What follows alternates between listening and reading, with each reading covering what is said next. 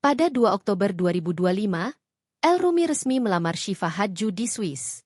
Momen lamaran itu, tepat setahun keduanya menjalin hubungan pacaran. Niat baik itu ternyata sudah diketahui sang ibu, Maya Estianty jauh-jauh hari, bahkan sebelum keberangkatan El dan Syifa liburan bersama di Swiss dan London.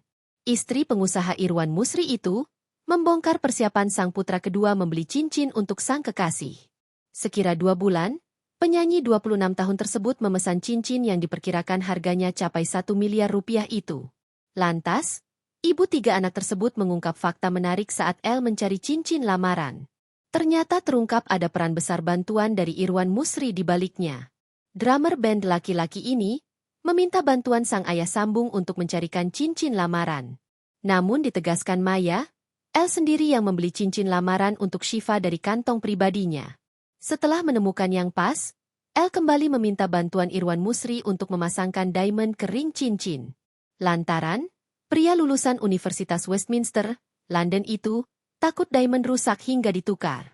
Alasan lain mempercayakan Irwan Musri memilihkan cincin, karena El sudah yakin dengan selera dari ayah sambungnya itu.